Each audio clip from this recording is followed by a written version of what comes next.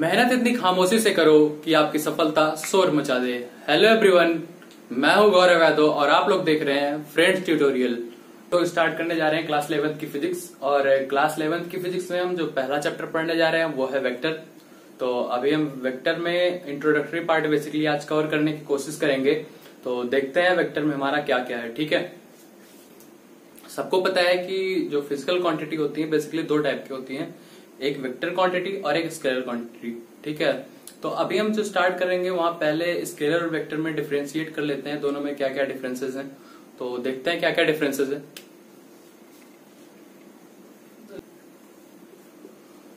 Scalar में magnitude होता है, ठीक,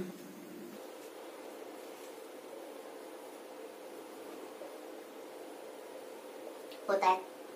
वेक्टर में भी मैग्नीट्यूड होता है।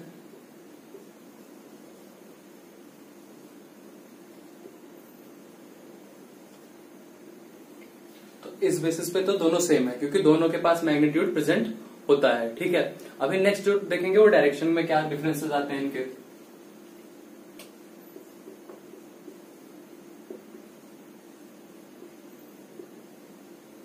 अगर स्केलर के केस में डायरेक्शन की बात करें तो स्केलर क्वांटिटीज में डायरेक्शन नहीं होती है। ठीक है, स्केलर क्वांटिटीज में डायरेक्शन नहीं होती है। और वेक्टर के केस में अगर अपन बात करें तो यहां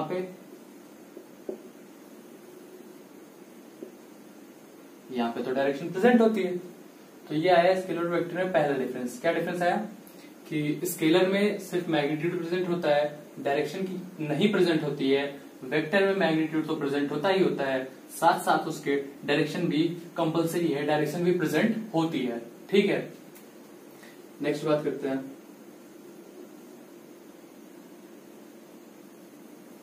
कि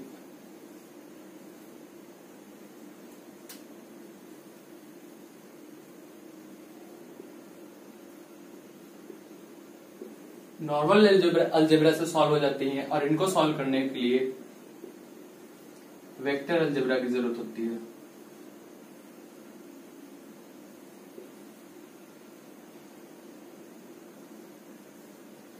ठीक, तो सेकेंड डिफरेंस क्या है, ये नॉर्मल अलजेब्रा से सॉल्व होती हैं, इनको सॉल्व आउट करने के लिए वेक्टर अलजेब्रा की जरूरत पड़ती है। क्यों? क्योंकि ये नॉर्मल अलजेब्रा को फॉलो नहीं करते हैं। ठीक ठीक बात, इतनी बात समझ में आई? हाँ भाई, तो अभी क्वेश्चन आएगा आपके लोग के मन में कि वेक्टर अलजेब्रा क्या होती है। तो वेक्टर अलजेब्रा को हम आगे डिस्कस करेंगे, ठीक है, क्योंकि ये एक लॉन्ग टॉपिक है। तो अभी इनके डिफरेंसेस देखते हैं। एग्जांपल ले लें तो यहाँ पे आप देख सकते हो स्पीड है आपके पास।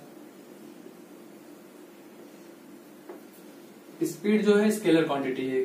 क्यों? क्योंकि यहाँ पे रिक्वायरमेंट क्या होती है, सिर्फ ना मैग्नीट्यूड की। जैसे अगर कोई बाइक है, सपोज करो वो 40 किलोमीटर पर आवर जा रही है, तो अगर हमें बताना है कि उसकी स्पीड कितनी है तो हम यही बताएंगे ना 40 किलोमीटर पर आवर है।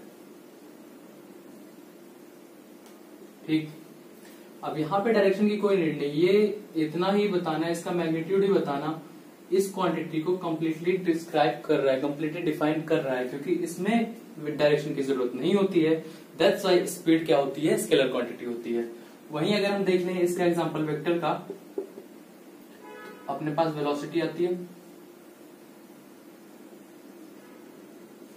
अब वेलोसिटी को बिकॉज डिफाइन करने के लिए डायरेक्शन की भी नीड होती है। जैसे अगर हम बोलेंगे सेम बाइक का बात करें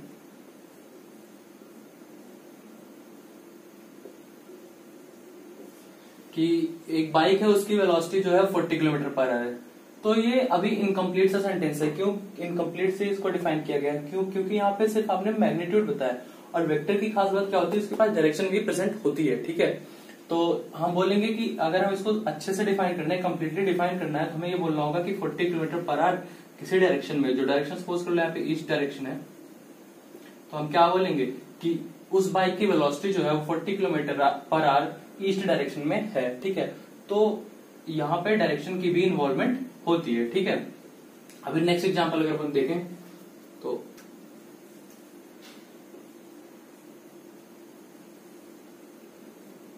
डिस्टेंस, इधर अपन देखें तो डिस्प्लेसमेंट आता है।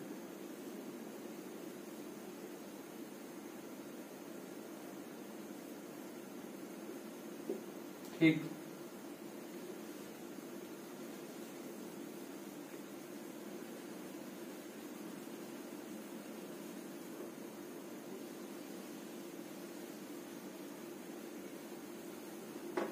इधर और कुछ एग्जांपल अगर अपन देखें तो ये फोर्स भी होता है,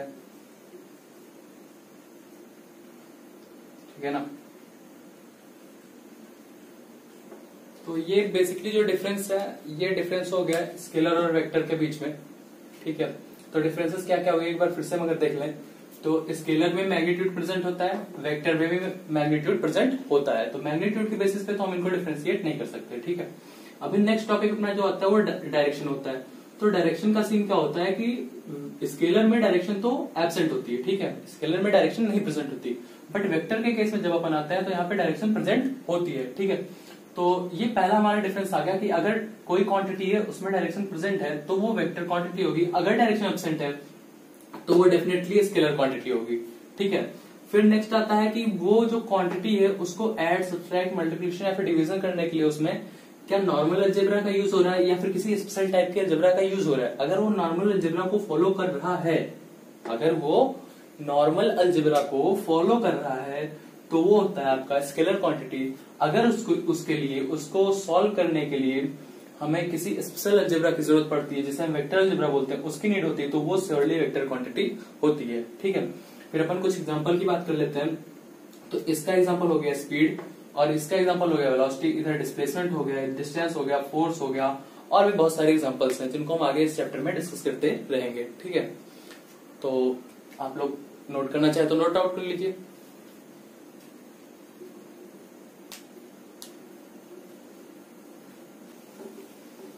तो हम अभी नेक्स्ट टॉपिक डिस्कस करते हैं कि अब वेक्टर तो हमें पता चल गया वेक्टर क्या होता है। वेक्टर, अब हमें ये देखना है कि वेक्टर को हम रिप्रेजेंट कैसे करते हैं, ठीक है। वेक्टर को हम रिप्रेजेंट कैसे करते हैं, ठीक है। देखते हैं वेक्टर को हम रिप्रेजेंट कैसे करते हैं।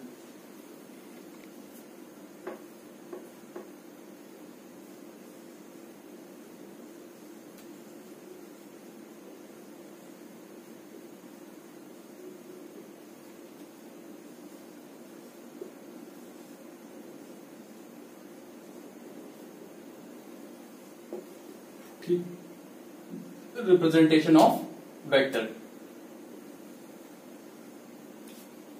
तो बेसिकली वेक्टर को रिप्रेजेंट करने के लिए ना हम एक एरो का यूज करते हैं। किसका? एरो का यूज करते हैं, ठीक है। अब इस एरो में दो पार्ट होते हैं। किसी भी वेक्टर के रिप्रेजेंटेशन में जिस एरो का यूज करते हैं उसके दो पार्ट होते हैं। कितने पार्ट होते हैं? दो पार्ट होते हैं। कौन कौन से? एक होता है टेल, एक होता है हेड, ठीक। एक होता है हेड, एक होता है टेल, ठीक है। तो अभी इधर देखें, अगर ये आपका वेक्टर हो गया, सपोज कर लो कोई सा भी। आज इस वेक्टर का एक पार्ट ये हो गया और एक पार्ट ये हो गया, ठीक। ये हो गया आपका टेल पार्ट, ये आपका हेड पार्ट।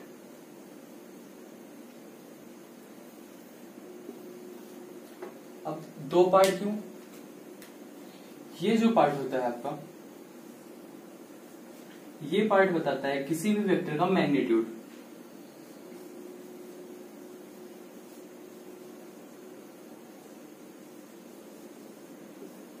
क्या बताता है? टेल वाला पार्ट, जो टेल वाला पार्ट होता है यहां से यहां तक का, वो बताता है किसी भी वेक्टर का मैग्नीट्यूड, ठीक है।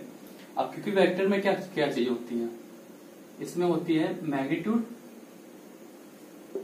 उसके साथ साथ में क्या होता है? डायरेक्शन भी होती है, ठीक है।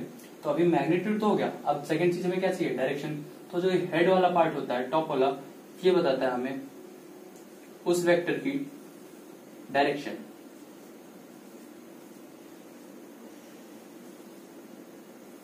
ठीक बात। तो ये हो गया रिप्रेजेंटेशन ऑफ वेक्टर। समझ में आया? एक बार फिर से इसको समराइज करते हैं। तो किसी भी वेक्टर को रिप्रेजेंट करने के लिए हम किस चीज का यूज करते हैं? एक एरो का यूज करते हैं जिसके दो पार्ट होते हैं, एक टेल पार्ट, एक हेड पार्ट। और जो इसका टेल पार्ट होता है, मीन्स जो लेंथ वाला पार्ट होता है, वो डिफाइन करता है उस वेक्टर के मैग्नीट्यूड को, और जो हेड वाला पार्ट होता है वो डिफाइन करता है, वो डिस्क्राइब करता है उस वेक्टर के डायरेक्शन को।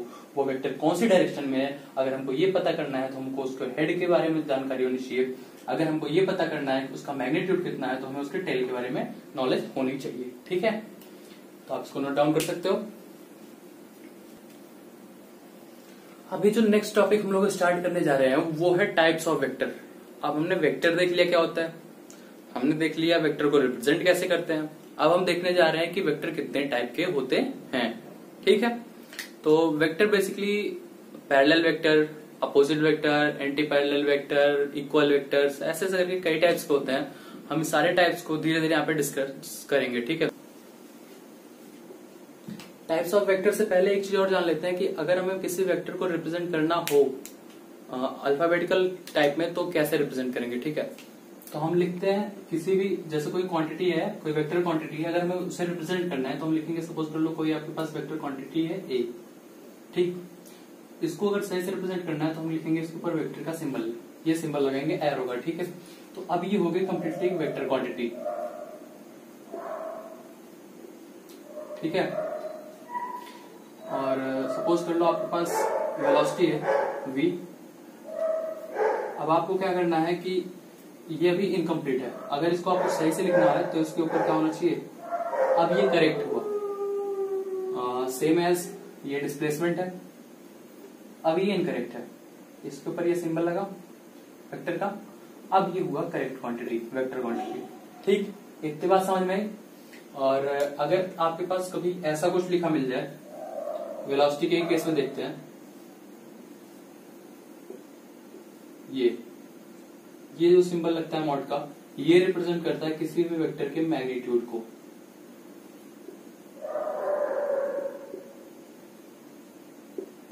किसको रिप्रेजेंट करता है, किसी भी वेक्टर के मैग्नीट्यूड को। ठीक है, सपोज कर लो आपके पास लिखा हुआ है क्या, ये, तो ये क्या बता रहा है, ये बोल रहा है कि magnitude of vector A.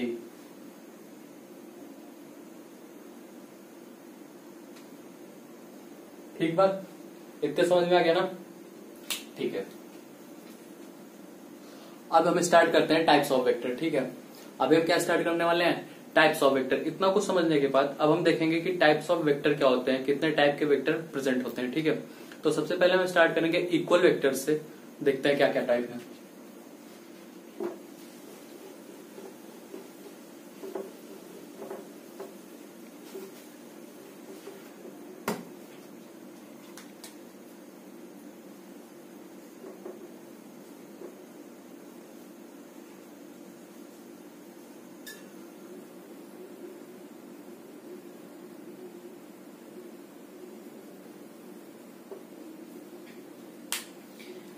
Equal vector के लिए क्या क्या कंडीशन होनी चाहिए। सपोज कर लो आपके पास दो वेक्टर हैं, एक है वेक्टर ए एंड है एक आपके पास वेक्टर बी। ठीक है, एक है आपके पास वेक्टर ए, एक है आपके पास वेक्टर बी। तो इन दोनों वेक्टर्स को अगर इक्वल होना है तो इनके लिए क्या क्या कंडीशन से पता है कि मैग्नीट्यूड जो होना चाहिए वो सेम होना चाहिए और डायरेक्शन जो होनी चाहिए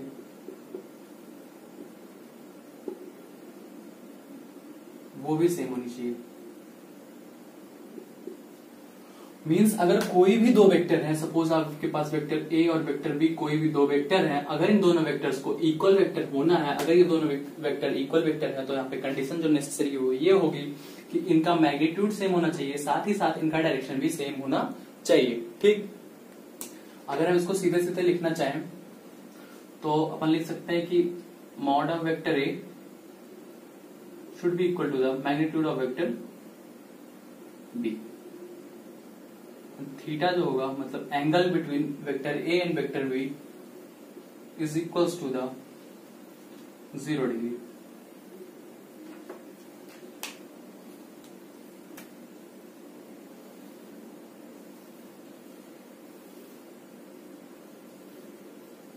ये हो गई हमारी कंडीशन। ठीक है, ये क्या हो गई, ये कंडीशन हो गई हमारी इक्वल वेक्टर्स की। ठीक है, अगर अपन एग्जांपल लें यहां पर,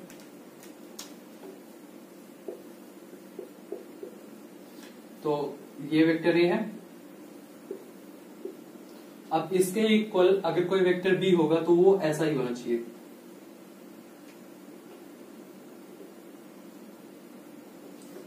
ऐसा है कैसे, मीन्स सेम मैग्नीट्यूड होना चाहिए एंड सेम डायरेक्शन होनी चाहिए। ठीक बात, इतनी बात समझ में आ गई ना। तो अगर हम इसको फिर से एक बार देखें तो इक्वल वेक्टर्स कौन से वेक्टर होते हैं, वो वेक्टर जिनका मैग्नीट्यूड सेम होता है और उनकी डायरेक्शंस भी सेम होती है। Means mod of vector A should be equal to the mod of vector B and the angle between the vectors should be equal to the 0। ठीक, इतनी बात समझ में आ गई। अब हम लोग नेक्स्ट टाइप ऑफ वेक्टर देखते हैं। ठीक,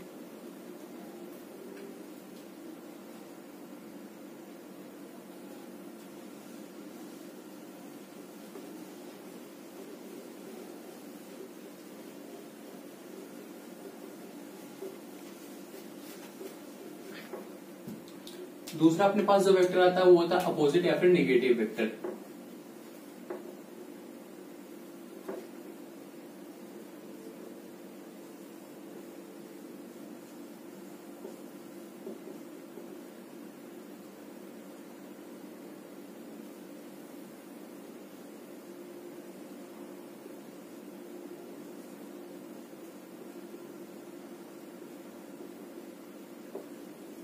अपोजिट और नेगेटिव वेक्टर। ठीक है, तो इस वेक्टर में खास क्या होता है, इसकी कंडीशन क्या होती है कि मैग्नीट्यूड यहां पे भी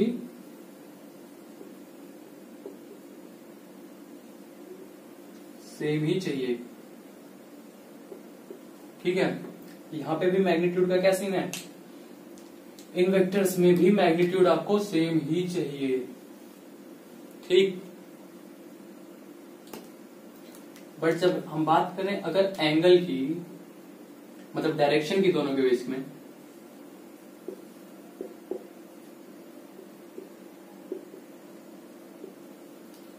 अब इस केस में अपोजिट वेक्टर के केस में डायरेक्शन जो होगा वो सेम नहीं होगा, डायरेक्शन बिल्कुल अपोजिट होगी। ठीक है,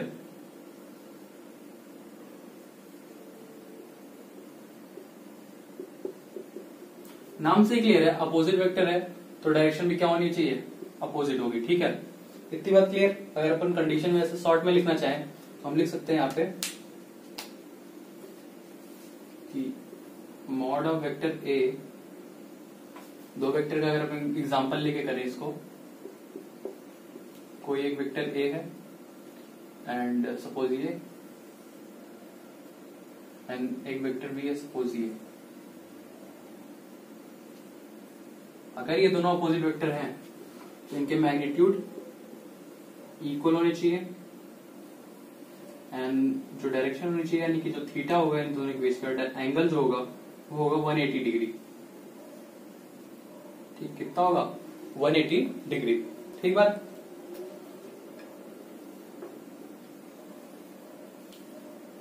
इतनी बात समझ में आ गई ना, कोई प्रॉब्लम नहीं इसमें। फिर से समराइज करते हैं। तो अपोजिट और नेगेटिव वेक्टर क्या होते हैं, वो वेक्टर जिनका मैग्नीट्यूड तो सेम होता है, दो ऐसे वेक्टर जिनका मैग्नीट्यूड तो सेम होता है, बट अगर अपन बात करें डायरेक्शन के केस में तो डायरेक्शन की क्या होती है, अपोजिट होती है। मीन्स जो उनके बीच में थीटा होता है, जो उनके बीच में एंगल होता है वो कितना होता है, 180 डिग्री का होता है। ठीक बात, इतना आई थिंक आपको समझ में आ गया होगा। आ गया ना समझ में आप लोग को। ठीक है, आप नोट कर लीजिए और फिर नेक्स्ट टॉपिक पे चलते हैं।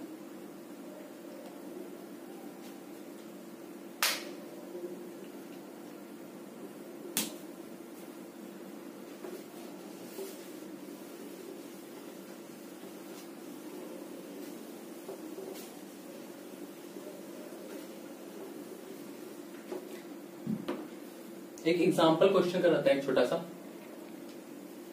कि हमारे पास एक वेक्टर ये है, वेक्टर ए, ये है vector B, vector C, vector D. ठीक, अब इसमें आपसे सपोज क्वेश्चन पूछ रहा है कि कौन कौन से दो वेक्टर हैं जो आपस में अपोजिट हैं और कौन कौन से वेक्टर हैं जो आपस में इक्वल वेक्टर्स हैं। ठीक है, तो अगर अपन देखें तो वेक्टर ए और वेक्टर बी को पहले हम रिलेट करते हैं।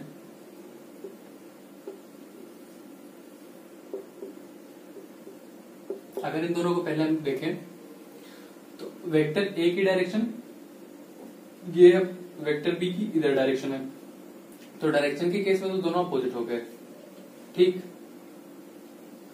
और मैग्नीट्यूड अगर हम देखें तो मैग्नीट्यूड दोनों का सेम दे रखा है, ठीक। तो क्या केस आया यहाँ पे कि वेक्टर ए और वेक्टर बी जो है ये क्या है, अपोजिट वेक्टर है, अपोजिट वेक्टर हो गए, ठीक। अगर हम ए को सी से अब एक बार रिलेट करते हैं, कंपेयर करते हैं, तो सी के केस में अगर हम देखें तो डायरेक्शन भी सेम है और मैग्नीट्यूड भी सेम दे रखा है, ठीक है। अगर हम दूसरा केस देख रहे हैं vector A and vector C को लेके, तो वेक्टर ए और वेक्टर सी के केस में क्या है कि डायरेक्शन तो सेम है ही है और मैग्नीट्यूड भी सेम दे रखा है। ये दोनों क्या हो गए, ये हो गए इक्वल वेक्टर, सॉरी ये इक्वल से करते हैं। तो डी के केस में भी वही है कि डायरेक्शन भी सेम है और मैग्नीट्यूड भी सेम है, तो ए एंड डी ये दोनों भी क्या हो गए, इक्वल वेक्टर।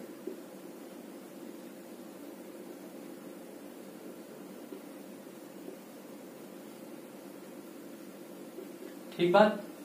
अभी बी का केस देखते हैं, ए के साथ हो चुका है, बी का सी के साथ देखते हैं।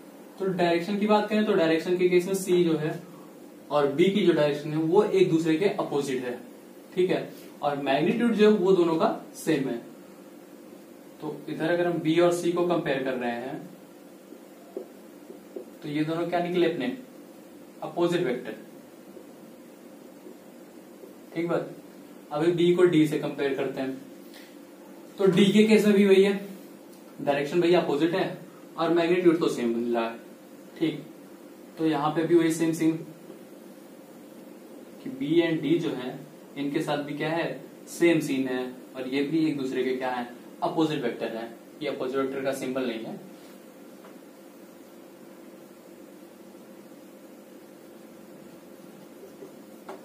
ठीक। अब बचा सी और डी का कंपैरिजन। तो सी और डी में देख लें कि दोनों का डायरेक्शन तो सेम ही सेम है, मैग्नीट्यूड भी सेम दे रखा है। इसका मतलब क्या हुआ कि जो वेक्टर सी है, वेक्टर डी है, ये दोनों क्या है, इक्वल वेक्टर। आई होप आप लोग को ये समझ में आ गया होगा, ठीक है। अगर ये समझ में आ गया तो इसका मतलब इक्वल वेक्टर और अपोजिट वेक्टर का कॉन्सेप्ट क्या हुआ, क्लियर हुआ, ठीक है। तो अभी हम लोग नेक्स्ट वेक्टर का देखते हैं, नेक्स्ट टाइप ऑफ वेक्टर देखते हैं।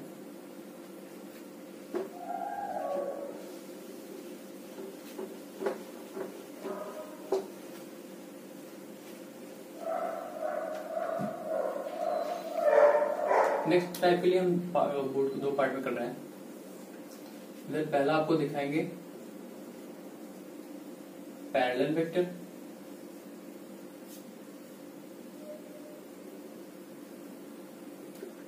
सेकंड होगा आपके साथ एंटी पैरेलल।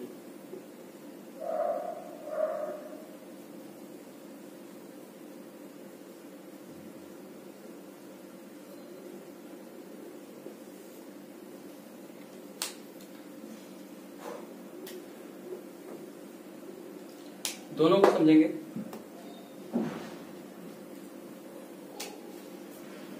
अगर हम पैरेलल वेक्टर में देखें तो यहाँ पे मैग्नीट्यूड के लिए कोई कंडीशन नहीं है आपके पास। मैग्नीट्यूड जो है इसके लिए आप पे कोई कंडीशन नहीं है। ये आपका सेम हो भी सकता है, सेम हो भी सकता है और सेम अनइक्वल भी, मतलब सेम नहीं भी हो सकता है, ठीक है। ये आपका इक्वल भी हो सकता है एंड अनइक्वल भी हो सकता है, ठीक है। तो जो पैरेलल वेक्टर है उनके केस में मैग्नीट्यूड आपका इक्वल भी हो सकता है और अनइक्वल भी हो सकता है, ठीक है। यही सेम केस होता है एंटी पैरेलल में भी। यहां भी मैग्नीट्यूड के साथ सेम सीन होता है। क्या इक्वल भी हो सकता है ये एंड अनइक्वल भी हो सकता है, ठीक है। तो यहां भी मैग्नीट्यूड क्या होता है, इक्वल भी हो सकता है और मैग्नीट्यूड अनइक्वल भी हो सकता है। तो पैरेलल और एंटी पैरेलल मैग्नीट्यूड के मामले में सेम ही आ रहे हैं, ठीक है। अभी डायरेक्शन का केस देखते हैं। जो डायरेक्शन होता है उस केस में यहां पे डायरेक्शन जो होनी चाहिए वो होनी चाहिए क्या, सेम डायरेक्शन होनी चाहिए। और एंटी पैरेलल के केस में क्या होता है, जो डायरेक्शन होगा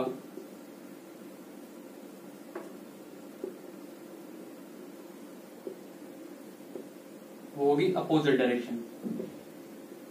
दोनों वेक्टर की डायरेक्शन एक दूसरे के क्या होनी चाहिए, अपोजिट होनी चाहिए, जबकि पैरेलल वेक्टर में दोनों वेक्टर की डायरेक्शन क्या होनी चाहिए, सेम होनी चाहिए। ठीक बात समझ में आई। अगर अपन एग्जांपल लें यहां पर, दोनों में सेम एग्जांपल लेंगे, vector A and vector B. यहां पे भी कोई, चलो यहां पे एग्जांपल चेंज कर लेते हैं, मान लो vector A and vector C कर लेते हैं। ठीक है, तो अगर हम केस लिखते हैं इनके बारे में शॉर्ट में, अगर हम इसको लिखना चाहें तो हम क्या करेंगे, यहाँ पे देखिए अगर हम इनको लिखना चाहें शॉर्ट में तो आपको मिलेगा क्या कि मॉड ऑफ वेक्टर ए जो होगा वो इक्वल होगा k times of mod of vector B.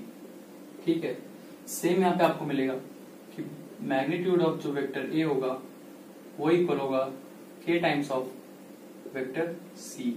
ये कि k कोई भी वैल्यू हो सकती है। ठीक है, और थीटा का जो वैल्यू होगा इधर, क्योंकि पैरेलल है, पैरेलल के केस में क्या डायरेक्शन सेम है, जो डायरेक्शन सेम है तो theta is equal to 0 degree. ठीक, यहाँ पे एंटी पैरेलल है, डायरेक्शन अपोजिट है, तो थीटा के केस में क्या आएगा 180 डिग्री। ठीक बात, इतनी समझ में आ गई। हाँ भाई, इतनी बात आई होप आप लोग को समझ में आ गई होगी। ठीक है, कि आप इसको अगर दोनों को समराइज करें एक बार फटाफट से तो क्या मिलेगा हमें कि जो पैरेलल वेक्टर होते हैं उनमें मैग्नीट्यूड इक्वल भी हो सकता है, अनइक्वल भी हो सकता है, बट डायरेक्शन को जो है वो सेम होना कंपलसरी है। यही जो बेसिक कंडीशन है, सबसे इंपॉर्टेंट कंडीशन है, यही है कि पैरेलल वेक्टर के केस में डायरेक्शन का सेम होना जरूरी है। सपोज कर लीजिए आपके पास कोई वेक्टर है, vector A and vector B, तो मैग्नीट्यूड ऑफ वेक्टर ए जो होगा वो k times of magnitude of vector B होगा, कि कोई भी एक नंबर हो सकता है, और थीटा जो होगा वो 0 डिग्री होगा। मतलब इन दोनों के बीच में जो एंगल होगा दोनों वेक्टर के वो 0 डिग्री होगा, क्योंकि दोनों के दोनों क्या है, सेम डायरेक्शन में है। अगर एंटी पैरेलल की बात करें तो इसका मैग्नीट्यूड जो होगा वो भी इक्वल हो सकता है या फिर अनइक्वल भी हो सकता है। और डायरेक्शन का केस क्या होगा, डायरेक्शन का केस इसका से ठीक उल्टा होगा, और यहाँ पे डायरेक्शन जो होगी वो अपोजिट होगी एक दूसरे के। अगर मान लेते हैं आपके पास कोई दो वेक्टर है, vector A and vector C, तो magnitude of vector A is equals to the k times of magnitude of vector C. वहीं पर थीटा जो होगा वो 180 डिग्री होगा। क्यों? क्योंकि बिकॉज दोनों के दोनों जो वेक्टर है वो दोनों एक दूसरे के अपोजिट डायरेक्शन में है। ठीक बात, इतनी बात समझ में आई। चलिए नेक्स्ट टॉपिक देखते हैं।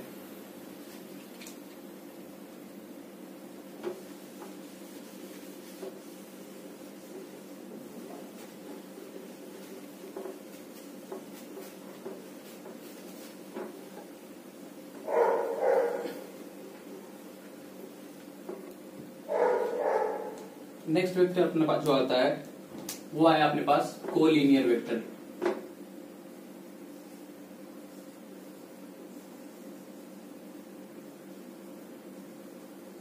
कोलिनियर वेक्टर, ठीक बात। कौन सा वेक्टर है? Collinear vector. ठीक है, तो यहां पे भी कोई मैग्नीट्यूड का कोई सीन नहीं है, मैग्नीट्यूड का वही सेम, इक्वल भी हो सकता है,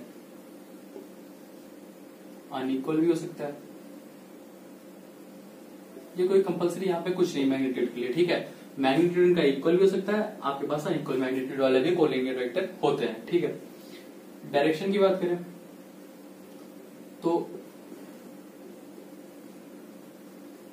अगर अपन किसकी बात करें डायरेक्शन की, तो डायरेक्शन के केस में से एक चीज है कि आइदर सेम हो और अपोजिट हो। ठीक है, क्या है? सेम हो और अपोजिट हो।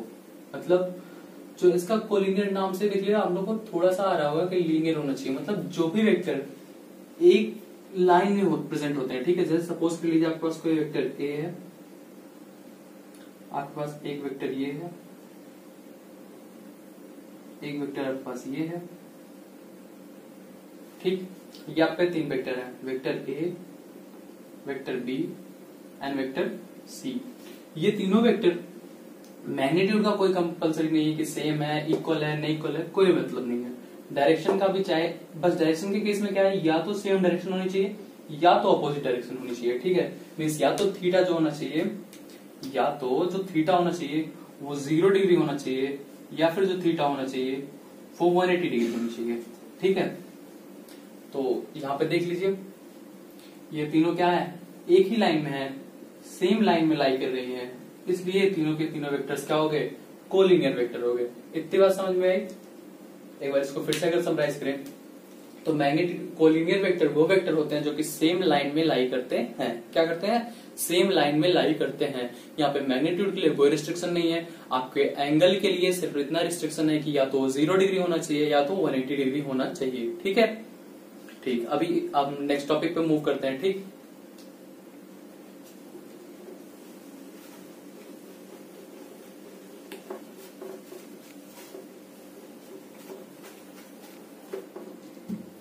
नेक्स्ट आपके पास जो निकल के आता है वो आता है आपका coplanar vector.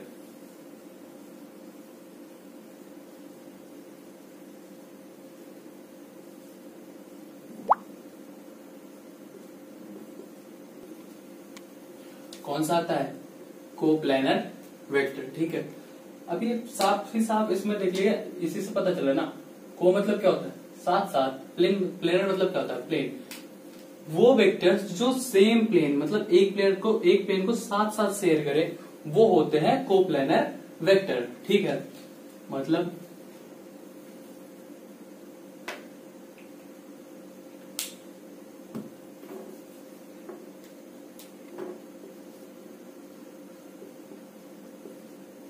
Vectors having same plane,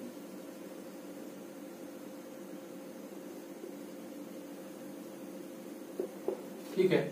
वो वेक्टर जो सेम प्लेन में होते हैं वो क्या होते हैं, कोप्लेनर वेक्टर होते हैं। जैसे अगर मैं आपको एग्जांपल के थ्रू समझाऊं तो ये दो, सपोज कर लो एक वेक्टर ये है और एक वेक्टर ये है, ठीक है। तो आप देख रहे हो इस प्लेन के रिस्पेक्ट में ये दोनों जो वेक्टर हैं वो इसी प्लेन से एक ही प्लेन में लाई कर रहे हैं, इस एक प्लेन में। तो इस एक प्लेन के रिस्पेक्ट में अगर हम देखें तो ये दोनों वेक्टर क्या हुए, कोप्लेनर हुए। ये भी प्लेन वही है जिसमें दोनों के दोनों लाई कर रहे हैं, ये प्लेन भी दोनों साथ में शेयर कर रहे हैं, तो ये भी क्या हुए, इस वेक्टर के भी अलॉन्ग क्या हो गए, ये दोनों कोप्लेनर वेक्टर हो गए। तो अगर एक और इंपॉर्टेंट चीज यहाँ पे आती है कि दो वेक्टर, कोई भी दो वेक्टर यूनिवर्स के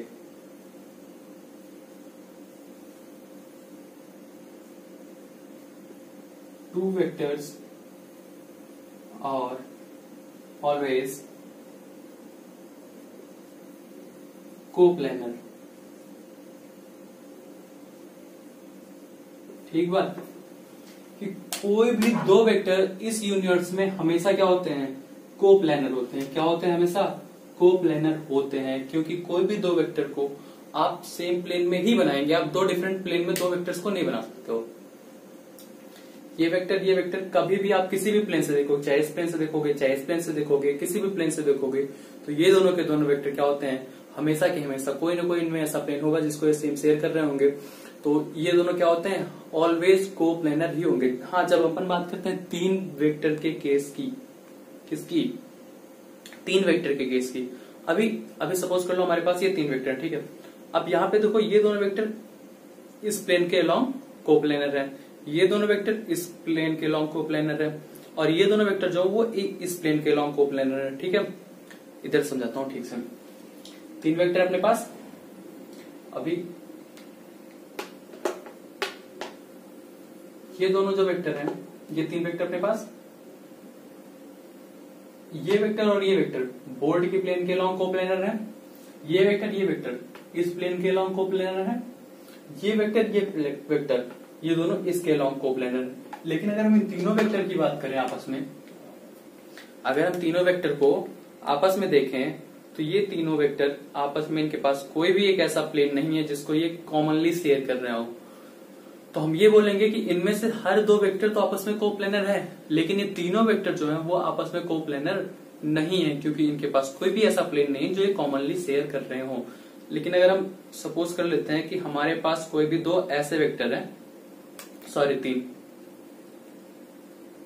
हमारे पास ऐसे वेक्टर्स हैं, ठीक, ये तीन वेक्टर अपने पास,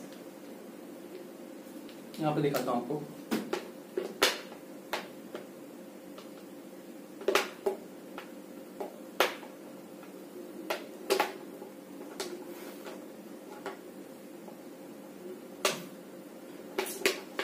यार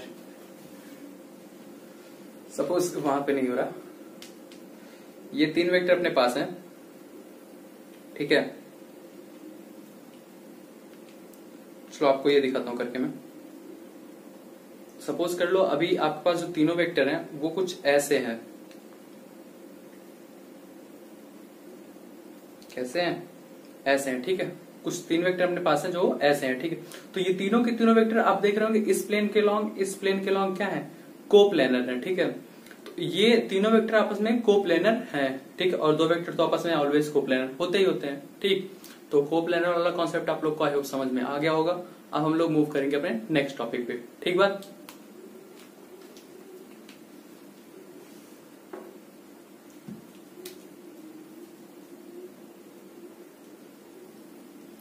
वेक्टर कौन सा, को इनिशियल वेक्टर, इसको हम बोलते हैं कॉन्करेंट वेक्टर भी बोलते हैं, ठीक है। तो को इनिशियल वेक्टर की खास बात क्या होती है कि ये वेक्टर सेम पॉइंट से ओरिजिनेट होते हैं, क्या होते हैं, सेम पॉइंट से ओरिजिनेट होते हैं या फिर सेम पॉइंट पर अप्लाई होते हैं, ठीक है। सपोज कर ले वेक्टर ए है, ये वेक्टर बी है, ये वेक्टर आपका सी है। अभी आपके पास ये पॉइंट है ओ, ये तीनों के तीनों वेक्टर क्या है, सेम पॉइंट से ओरिजिनेट हो रहे हैं। तो को इनिशियल वेक्टर बेसिकली क्या हो गए, दोज वेक्टर, वो वेक्टर जो कि सेम पॉइंट से या तो ओरिजिनेट हो या फिर सेम वेक्टर पे अप्लाई हो रहे हो, ठीक है। तो वो वेक्टर क्या कहलाते हैं, को इनिशियल वेक्टर कहलाते हैं, ठीक है। ये वेक्टर का बेसिकली एग्जांपल किसमें होता है, अपना फोर्स के केस में होता है, क्योंकि फोर्स केस में ऐसे बहुत सारी कंडीशन होती है कि कई सारे फोर्सेस एक ही पॉइंट पे अप्लाई हो रहे हैं, या हाँ ऐसा ही होता है कि कभी कभी कोई एक पॉइंट होता है, यहाँ पे आपकी कई सारी फोर्सेस अप्लाई हो रही हैं, ठीक है। तो ये जो वेक्टर है बेसिकली आपको फोर्स के केस में ही देखने को मिलेगा, ठीक। तो आई होप कि आपको ये दोनों वेक्टर समझ में आ गए होंगे, कोप्लेनर और को इनिशियल वेक्टर। अब हम लोग अपने नेक्स्ट वेक्टर पे मूव करने वाले हैं, ठीक है।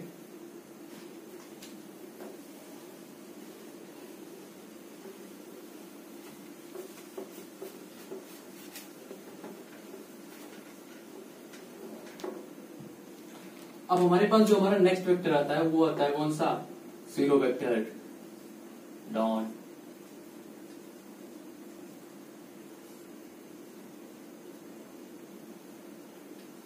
ये कौन सा है, जीरो वेक्टर।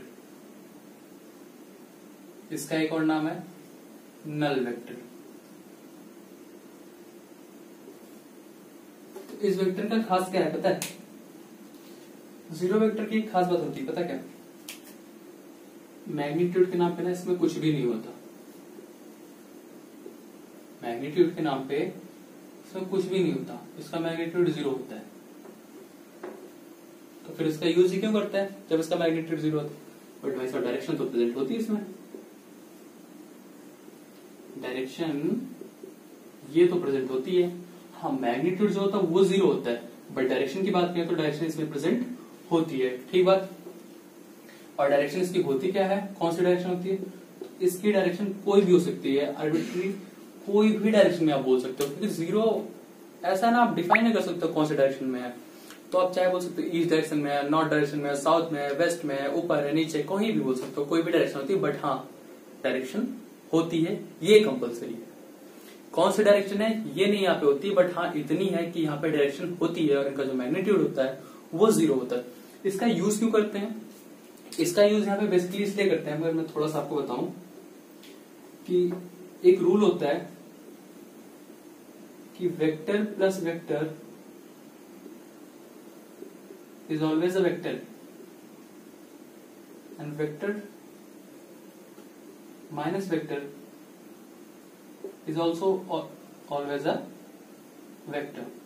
ठीक है, तो यही यूज होता है। मान लीजिए आपके पास कोई वेक्टर है ए और कोई वेक्टर है बी, आपने इनको सब्सट्रैक्ट किया, इनको अगर आपने इनको फाइंड आउट किया इनकी वैल्यू कि vector A minus vector B किया और आपकी वैल्यू आ गई 0, तो आप 0 तो नहीं लिख सकते ना, क्योंकि वेक्टर क्वांटिटी, अब वेक्टर को अगर हम वेक्टर में से माइनस करेंगे तो क्या आएगा, 0 नहीं आएगा, क्योंकि यहाँ पे मैंने क्या देख रखा है कि vector minus vector is always a vector. ठीक है, अब 0 तो कोई वेक्टर नहीं है, इसलिए एक स्पेशल वेक्टर 0 वेक्टर को इंट्रोड्यूस किया गया, जिसे हम बोलते हैं नल वेक्टर भी बोल सकते हैं।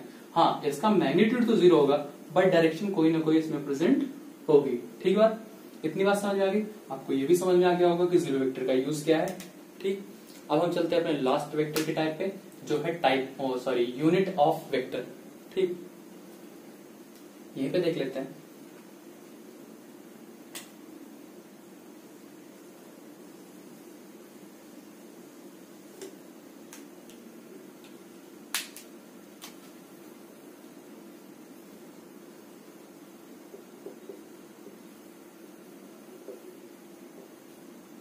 कौन सा वेक्टर, यूनिट वेक्टर। तो यूनिट वेक्टर की खास बात क्या होती है, इसका जो मैग्नीट्यूड होता है, क्या होता है मैग्नीट्यूड, ये कितना होता है 1 यूनिट होते हैं, इसका मैग्नीट्यूड कितना होता है यूनिट, यानी कि क्या होता है 1 होता है। ठीक, और जो डायरेक्शन होती है वो इसमें कोई भी डायरेक्शन नहीं हो सकती, इसकी एक स्पेसिफिक डायरेक्शन होती है। ठीक है, डायरेक्शन यहाँ पे प्रेजेंट होती है, क्यों, क्योंकि वेक्टर है तो वेक्टर के साथ भी डायरेक्शन तो प्रेजेंट होगी ही होगी, और मैग्नीट्यूड भी प्रेजेंट होगा। तो मैग्नीट्यूड इसका कितना है 1 होता है, इसकी डायरेक्शन होती है वो प्रेजेंट होती है। अब क्वेश्चन ये आता है कि यूनिट वेक्टर का क्या यूज है, जब इसका मैग्नीट्यूड ऑलवेज 1 ही आना है। तो यूनिट वेक्टर का जो यूज आता है अपने पास वो ये होता है कि इसका यूज ना डायरेक्शन के लिए ही करते हैं, सिर्फ बेसिकली इसका यूज क्या करते हैं, डायरेक्शन बताने के लिए ही किया जाता है। यूनिट वेक्टर का जो बेसिक यूज है, जो मेन यूज है, वो डायरेक्शन बताने के लिए ही किया जाता है। जैसे सपोज कर लो आप कोई बोल रहा है कि कानपुर टू मेरठ, कानपुर टू मेरठ, कोई एक यूनिट वेक्टर है। आपको मैग्नीट्यूड तो नहीं पता चला, यहाँ की डिस्टेंस तो नहीं पता चली, लेकिन आपको ये तो पता चल गया कि जो वेक्टर है वो कानपुर से मेरठ की डायरेक्शन में है, तो आपको डायरेक्शन तो पता चल गया। सपोज कीजिए आपको कोई बोलता है कि कोई वेक्टर है जो ए से बी की तरफ है, तो आपको यहाँ पर डायरेक्शन तो पता चल गया कि जो वेक्टर है वो ए से बी की डायरेक्शन में है। ठीक है, मैग्नीट्यूड नहीं पता चला आपको इसके वेक्टर का, बट आपको डायरेक्शन तो पता चल गया। ठीक है, और यूनिट वेक्टर को रिप्रेजेंट कैसे करते हैं, तो कोई भी वेक्टर है, सपोज कर लीजिए आपके पास वेक्टर ए है, तो इसको रिप्रेजेंट करने के लिए इसका यूनिट वेक्टर जो होगा उसके लिए हम कैप लगाते हैं। ठीक है, तो क्या बोलते हैं इसको, ए कैप। ए कैप से हम क्या रिप्रेजेंट करते हैं, यूनिट वेक्टर। ठीक है, अगर हम देखें यहाँ पे कुछ और चीजें कि आपके पास सपोज कोई वेक्टर बी है, इसका आपको यूनिट वेक्टर बताना है, तो इसका यूनिट वेक्टर क्या होगा, बी कैप। ठीक है, अब यूनिट वेक्टर फाइंड आउट कैसे करते हैं, तो यूनिट वेक्टर क्या बताता है, डायरेक्शन बताता है। इस वेक्टर का मैग्नीट्यूड क्या होता है, अब इस वेक्टर में दो चीजें होती हैं, एक तो डायरेक्शन जो कि बता दिया आपका यूनिट वेक्टर, दूसरा क्या होगा इस वेक्टर की मैग्नीट्यूड, उसे हम क्या बोल सकते हैं, मॉड ऑफ वेक्टर भी। ठीक, ये दो चीजें होती हैं। अगर हम इस वेक्टर में से ये हटा दें तो क्या बच के आएगा आपके पास, यूनिट वेक्टर बच के आएगा। ठीक है, तो अगर हमें लिखना होगा यूनिट वेक्टर, हम कैसे लिखेंगे, B cap is equal to vector B upon mod of vector B. ठीक, एक एक केस में लिखना होगा तो भी हम ऐसे लिखेंगे, A cap is equal to vector A divided by mod of vector A. ठीक बात, आई होप आप लोग को इतना समझ में आ गया होगा। इसको अगर हम एक बार जल्दी जल्दी समराइज करें तो आपके पास क्या निकल के आता है कि जीरो वेक्टर जो होता है उसे हम नल वेक्टर भी कहते हैं, इसका मैग्नीट्यूड जीरो होता है, बट इसमें कोई डायरेक्शन प्रेजेंट होती है और जो डायरेक्शन होती है वो आर्बिट्ररी होती है, वो कोई भी डायरेक्शन में हो सकती है, ठीक है। और जो यूनिट वेक्टर होता है इसकी खास बात क्या होता है, इसका मैग्नीट्यूड 1 होता है, इसमें डायरेक्शन प्रेजेंट होती है। और इसका यूज क्या होता है यूनिट वेक्टर का, तो यूनिट वेक्टर का जो यूज होता है वो किसी भी वेक्टर की डायरेक्शन बताने के लिए यूज किया जाता है। जैसे आप बोल सकते हैं a to b, और इसको रिप्रेजेंट करते हैं किससे, कैप से रिप्रेजेंट करते हैं। किसी वेक्टर के ऊपर जब कैप लगा हो तो वो b है, इसका यूनिट वेक्टर क्या होगा, b कैप, और इसका मैग्नीट्यूड हो गया मॉड ऑफ वेक्टर b। अब अगर हमें किसी भी वेक्टर का, सपोज वेक्टर b का यूनिट वेक्टर फाइंड आउट करना है तो कैसे करेंगे, b cap equals to vector b divided by mod of vector b। सब उसी तरीके से अगर हम a के केस में देखें तो a cap is equals to vector a upon mod of vector a। ठीक, इतनी बात आई होप आप लोग को समझ में आ गई होगी। इसमें एक छोटा सा टॉपिक है वो भी देख लेते हैं।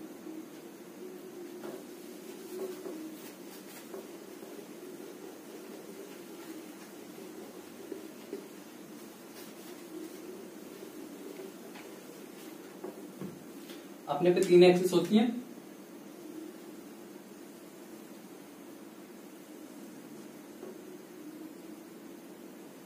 y axis, x axis, z axis.